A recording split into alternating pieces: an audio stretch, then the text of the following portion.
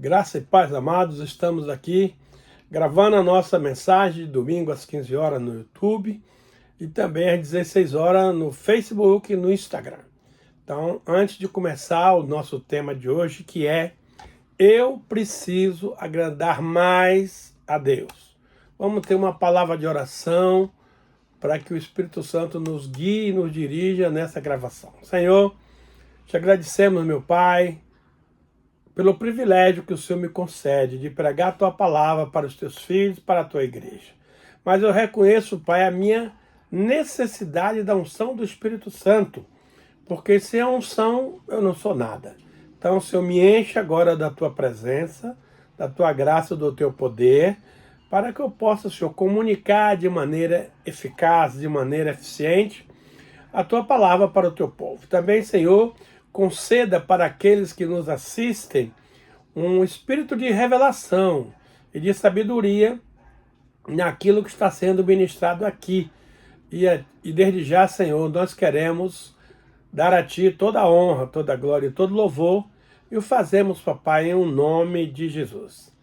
Amados, nós sempre queremos agradar as pessoas, fazer média, ser reconhecido, ser aceito.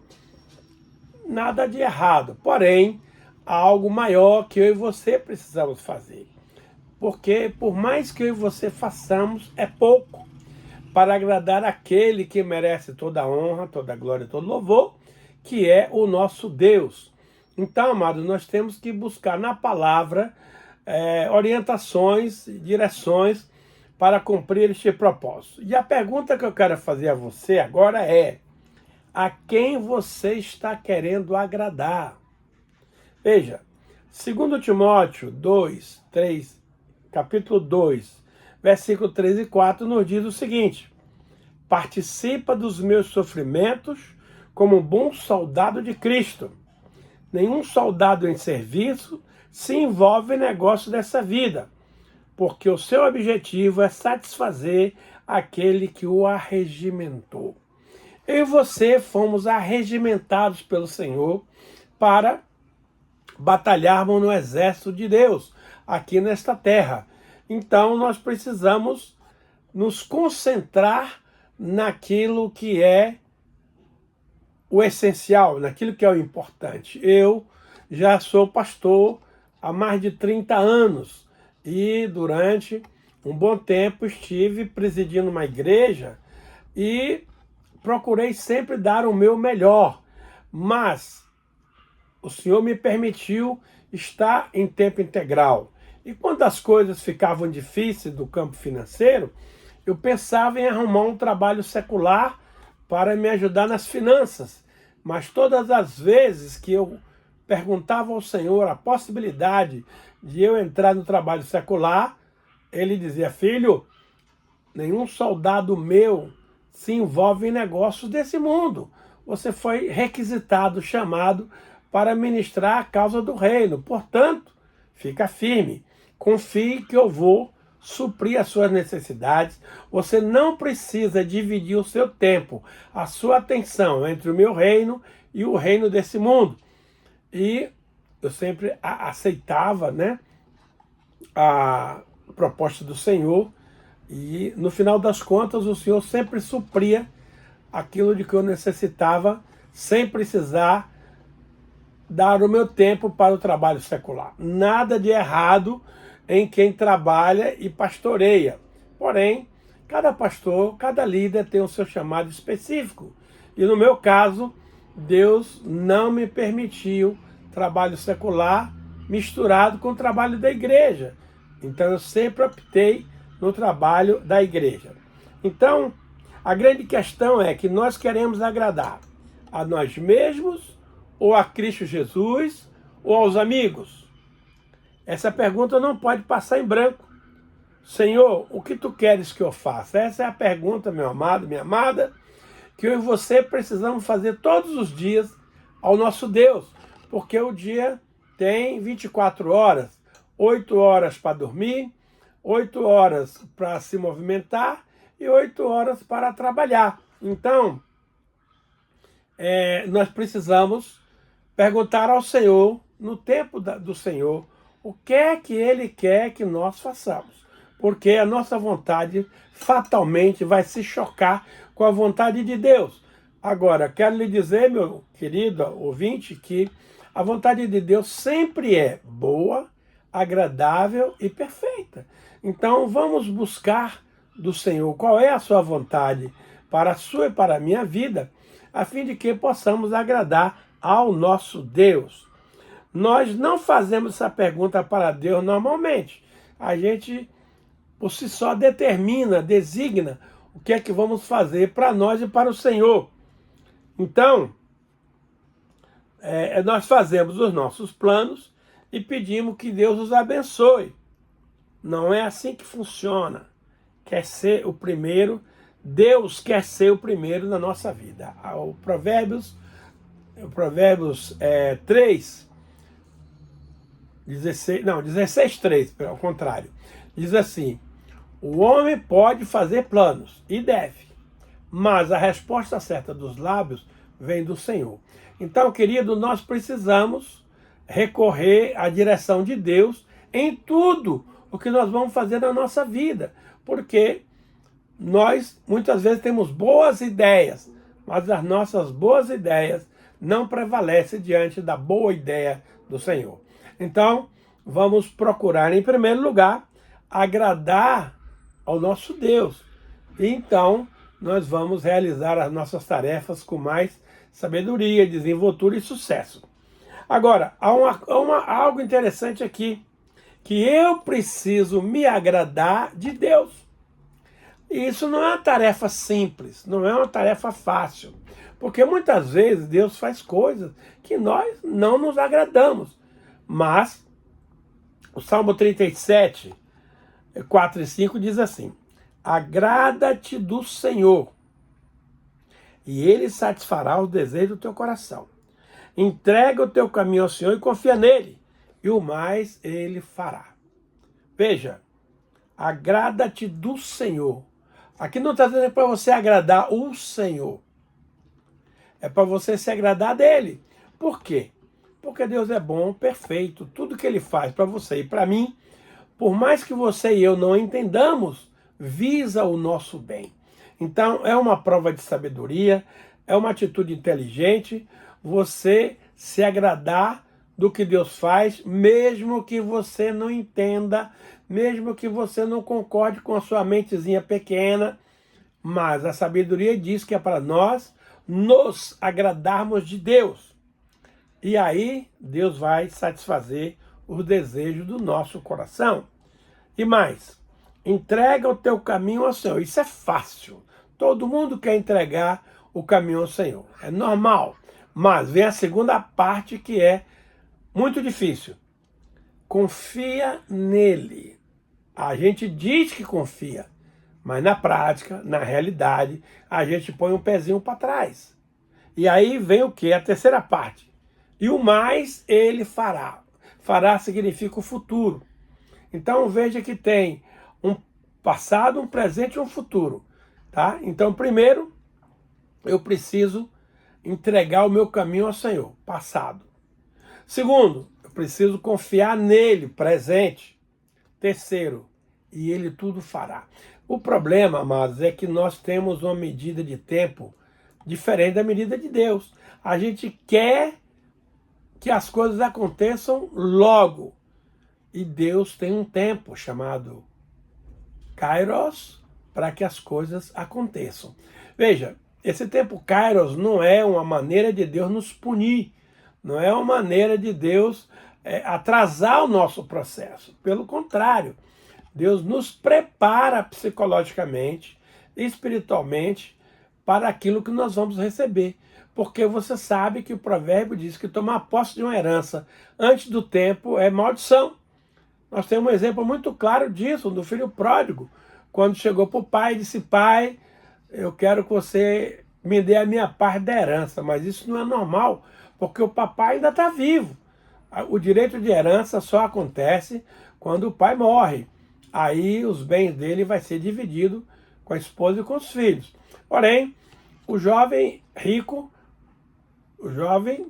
pediu para o pai repartir a herança. O pai foi lá, vendeu as coisas, deu o dinheiro para ele.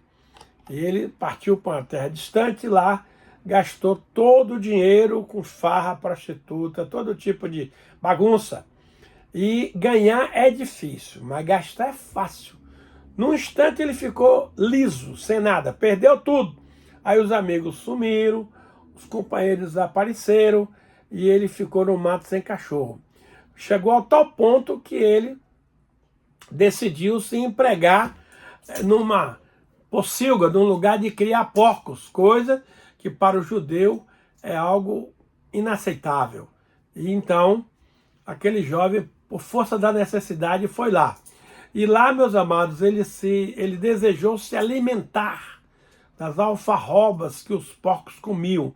Imagine você, o camarada ter desejo de comer comida de porco. Aí deu um estalo na mente dele e disse, espera aí, que história é essa? Eu estou aqui passando esse perrengue tão grande, mas os empregados do meu pai, lá na fazenda, têm de tudo do bom e do melhor. Eu sei que eu pequei contra Deus, contra meu pai, e já não sou considerado filho. Porém, eu vou voltar para casa e pedir a ele uma vaga de emprego entre os seus trabalhadores. Pelo menos lá os trabalhadores do meu pai têm comida com fartura. E aí ele botou o pé na estrada e voltou para casa. É interessante que aquele pai já estava esperando que o filho voltasse a qualquer momento. E quando ele viu o filho apontar na estrada, ele correu, abraçou, beijou e mandou botar roupas novas, anéis, sandália, fez uma festa que aquele seu filho estava perdido e agora foi encontrado.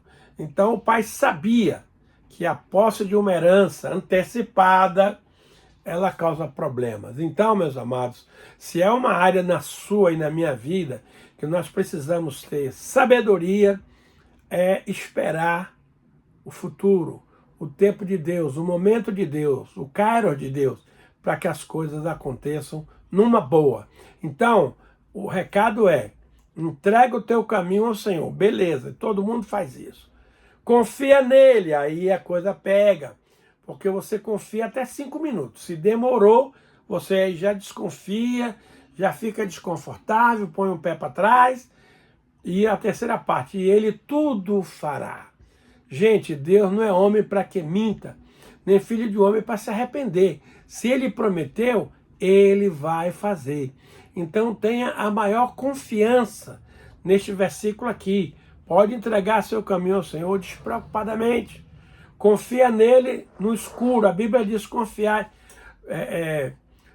Tu, Senhor, conservará em perfeita paz aquele cujo propósito é firme, porque ele confia em ti. É a questão da confiança. E aí ele arremata dizendo o seguinte, confiai no Senhor perpetuamente, porque o Senhor nosso Deus é uma rocha eterna.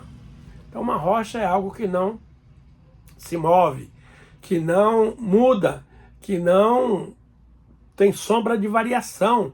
Assim é o nosso Deus, ele é uma rocha eterna. Ele prometeu, ele cumprirá.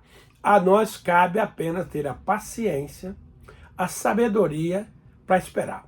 Abraão foi um homem que esperou 25 anos para que se cumprisse a promessa dele ter um filho primogênito para ser o seu herdeiro.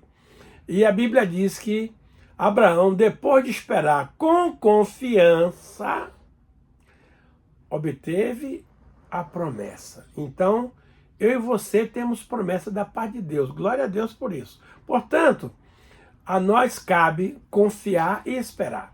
Porque se você confia sem confiança, não é confiança. Salmo 40, verso 1 diz assim, esperei com paciência no Senhor, e ele me ouviu quando clamei por socorro. Tirou os meus pés de um charco de lama e me pôs numa rocha e me colocou um cântico novo. Confiai no Senhor e dê testemunho para as pessoas. Então, meus amados, esse versículo ele é muito fundamental na minha vida. Eu entrego minhas coisas para Deus, confio que Deus vai resolver, não importa se vai demorar, quanto tempo vai demorar, e no final podemos celebrar a vitória. Então muita gente pensa que esse versículo significa que eu preciso agradar a Deus, e realmente eu preciso. Mas não é isso que o texto está falando. E sim de que eu preciso me agradar de tudo que o Senhor faz para mim. E quando Ele faz uma coisa que eu não entendo, eu não gosto. Então eu não concordo. Aqui nós queremos ver se você vai se agradar de Deus. Eu glorifico a Deus por tudo que Ele faz na minha vida, de bom e de ruim. Ruim é o meu ponto de vista, porque do ponto de vista de Deus é sempre bom. A palavra de Deus nos dá uma palavra muito poderosa, que é Romanos 8:28. Sabemos que todas as coisas cooperam para o bem daqueles que amam a Deus, daqueles que são chamados segundo o seu propósito. Agora, a gente pensa que esse texto se refere somente a coisas boas. Já me aconteceram muitas coisas ruins na minha vida, e eu tive o discernimento, eu tive a sabedoria de dar glórias a Deus, de agradecer a Deus. E ao final da história, Deus sempre vence. É um Deus que transforma mal em bem. Nós somos protegidos por Deus, meus amados. Se o inimigo, se pessoas mal intencionadas tentam nos prejudicar, Deus vai lá e muda o quadro. Você não precisa se defender. Você não precisa sair em campo para batalhar os seus interesses. Os seus interesses e os meus são os interesses do Senhor. Portanto, confia nele, porque seja lá o que aconteça, é para o seu bem. É importante que também os casados se dediquem como agradar o Senhor. Esse é um caso muito interessante que a gente quer compartilhar com você. 1 Coríntios 7, 32 a 34 diz assim: o que realmente eu quero, Paulo falando, é que estejais livres de preocupações. Gente, Deus não quer que eu e você fiquemos preocupados com nada. Ele já propiciou tudo que eu e você precisamos para o nosso bem-estar, para o nosso futuro, para o nosso sucesso. Então, não se preocupe, não fique ansioso, não se estresse. Então, Paulo não quer que eu e você, ele quer que eu e você fiquemos livres das preocupações. Agora, olha o detalhe. Quem não é casado, cuida das coisas do Senhor, de como agradar ao Senhor. Mas o que se casou, cuida das coisas do mundo, de como agradar a esposa, e assim está dividido. Também a mulher, tanto a viúva como a virgem, cuide das coisas do Senhor, para ser santa, e assim no corpo como no espírito. A que se casou, porém, se preocupa com as coisas do mundo, de como agradar ao marido. Veja, essa é uma dicotomia que eu e você precisamos ter discernimento para entender. Aquele que não é casado vai dedicar todo o seu tempo para Deus.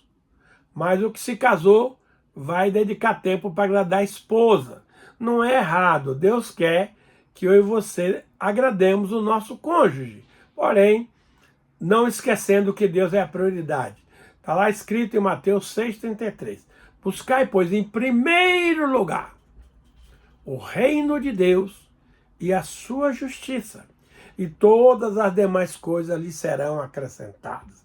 Tem muita gente correndo para cima e para baixo, buscando ganhar dinheiro, buscando isso, buscando aquilo, e não tem tempo de ir para um culto, não tem tempo de participar da célula, não tem tempo para ir numa vigília, não tem tempo para ir numa reunião de oração, porque ele está focado em ganhar dinheiro. Querido, o dinheiro é bom, nós precisamos, mas dinheiro não compra tudo. Olha o que o versículo nos diz. Se você buscar, em primeiro lugar, o reino de Deus e a sua justiça, todas as demais coisas lhe serão acrescentadas. O que é que as pessoas fazem hoje? Vão correr atrás das outras coisas e esquece o reino de Deus e a sua justiça. Por isso, eles estão sempre correndo, esbaforidos, cansados frustrado, porque por mais que eles façam, é pouco. Eles não conseguem resolver as suas próprias questões de ordem econômica, financeira e pessoal. Mas, se eu e você tivermos a sabedoria e a inteligência de buscar o reino de Deus em primeiro lugar, a esposa vem em segundo, os filhos em terceiro. Não é errado servir a esposa, servir os filhos, não. É bíblico. Porém, a ordem de importância nessas fases vem Deus e o seu reino em primeiro lugar. E aí, se eu e você fizermos isso, podemos ficar tranquilos, porque as demais coisas que eu e você precisamos, e Deus sabe que nós precisamos, nos serão acrescentadas. Então seria muito bom se os solteiros e as solteiras praticassem essas recomendações acima. Mas nem sempre isso é possível. O solteiro está mais preocupado em arranjar uma namorada, a solteira está mais preocupada em arranjar um namorado, e quando eles estão no início do romance, aí já viu, né? Todo o tempo é para eles. Esquece do Senhor, da casa do Senhor e das obrigações com o Senhor. Então, muitas vezes o casado é mais sóbrio, é mais sensato e procura separar o tempo de Deus. Mas não é isso que acontece. As pessoas precisam entender quem é Deus e quem é você, para que possamos exercer o nosso relacionamento com Deus de maneira respeitosa, reverente e honrosa, e não levando as coisas de Deus de qualquer maneira. Então, essa questão de solteiros e casados é muito sério. Então, você pode muito bem cuidar bem da sua esposa, cuidar bem da sua namorada, mas mantendo Deus em primeiro lugar na sua vida. E aí, com certeza, as demais coisas lhe serão acrescentadas. Veja só, Deus gosta de sacrifícios e Ele aprecia o aroma agradável das nossas ofertas. Em Levítico 17,6 diz assim: o sacerdote aspergirá o sangue sobre o altar do Senhor, à porta da tenda da congregação, e queimará a gordura de aroma agradável ao Senhor. O Senhor gosta do bom perfume. Então eu e você temos que tomar cuidado para termos uma boa higiene física, mental e espiritual, porque Deus gosta de um aroma suave. Sacrifício, amados, é entregar algo de valor para conquistar algo de muito maior ainda. Deus gosta de aspirar o aroma agradável dos nossos sacrifícios. Então, muitas vezes, você tem um dinheiro e você quer comprar algo para lhe agradar. Você vê o caso da mulher que derramou perfume nos pés de Jesus. Ela era um perfume caríssimo, custava 300 denários, ou seja, um salário de 300 dias da pessoa. Não é pouco dinheiro, mas ela preferiu derramar aquele perfume nos pés de Jesus. E ele mencionou este fato, disse, olha, no mundo inteiro, onde o evangelho for pregado, essa sua história vai ser contada. Então, olha o privilégio que essa mulher teve em agradar a Deus, em colocar sobre o Senhor o bom perfume. E ele disse, olha, isso aqui é para minha sepultamento. Essa mulher me ungiu antes de eu morrer para me fazer apreciar esse aroma suave. Então, ao invés dela se preocupar em comprar algo para ela, para o seu deleite pessoal, ela preferiu honrar aquele que é o Senhor, autor da nossa vida. Então, veja bem, Deus gosta de sacrifício. Então, sacrifício é você deixar de fazer algo para você, mas fazer para Deus. Eu quero te dizer que vale muito mais a pena quando você faz o sacrifício para o Senhor do que para você mesmo, porque você vai ter aquele deleite ali por pouco tempo e vai passar. Mas imagine o fato de até hoje, 2000 anos depois, nós estamos lendo na Bíblia a história daquela mulher que derramou o seu perfume para ungir os pés de Jesus. Então, meus amados, nós precisamos abrir mão dos nossos desejos, dos nossos prazeres, para servir a Deus e colocar Deus sempre em primeiro lugar. Também é muito importante, amados, fazermos ofertas para as obras de Deus. Veja o que Paulo nos ensina aqui em Filipenses 4,18. Recebi tudo e tenho abundância. Estou suprido, desde que Epafrodito me passou as mãos, o que me veio da vossa parte como aroma suave e como sacrifício aceitável e aprazível a Deus. Que coisa extraordinária! A igreja de Filipenses se associou a Paulo no tocante à obra de evangelização, à manutenção do apóstolo, ao cuidado com o apóstolo Paulo. Paulo foi um cara que ele mesmo diz nessa epístola, nesse versículo aí, que ele aprendeu a viver feliz em toda e qualquer situação. Ser grato a Deus, estar alegre, tanto de fartura como de escassez, tanto de muito quanto de pouco, quanto de fome, quanto de saciedade da fome. Então, ele recebi tudo e tenho abundância. Paulo era um cara tranquilo, ele achava que o que Deus tinha dado para ele era mais do que suficiente para ele viver feliz, alegre e satisfeito. Estou suprido. Tem muita gente que não se cansa de suprir. A Bíblia diz que o saco do interesse nunca enche. E quanto mais você tem dinheiro, mais você quer. Isso é avareza, meu irmão. Isso é usura. Você não precisa disso. Você precisa apenas estar suprido. Eu tive ouvindo um testemunho de um homem muito rico. Ele disse: amados, eu não como um frango inteiro, então para que eu vou me preocupar com comida? Um frango é suficiente para mim e para minha casa. Mais do que isso é desperdício. Então você tem que entender o seu nível de suprimento. Você tendo o comer e o que beber, estejamos contentes. Então, desde que Epafrodito me passou as mãos, o que me veio da vossa parte, como um aroma suave.